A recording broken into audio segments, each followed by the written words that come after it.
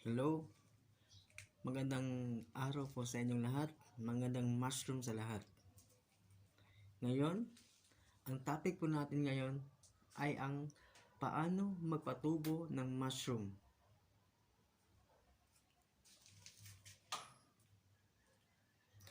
Una sa lahat, nais ko pong ipaalam sa inyo na ang pinapatubuan ng mushroom ay tinatawag na fruiting bag o FB.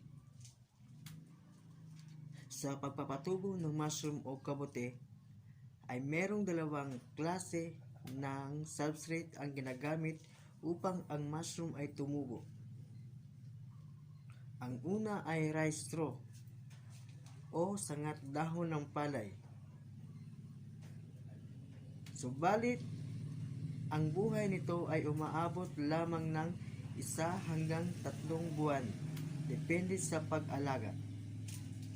Ang pangalawa naman ay tinatawag na sawdust o kusot. Ang kagandahan ng kusot o sawdust ay matagal ang buhay nito sa pagbubunga at ito ay minsan umaabot ng 6 na buwan.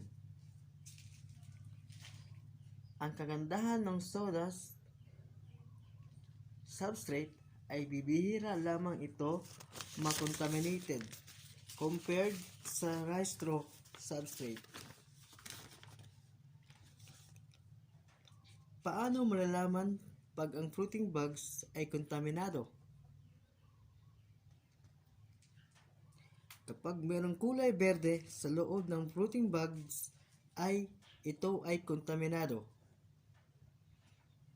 Ang tanong, ano ang gagawing solusyon?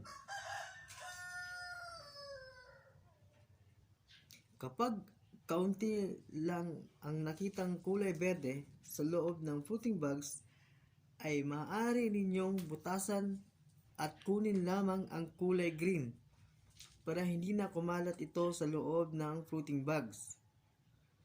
Yun po ang gagawin nyo po. Kita nyo po yan. Wala pong kulay green. Sa ngayon po, wala pa pong gaanong bunga kasi kaninang umaga po ay nag-harvest po ako. Yan.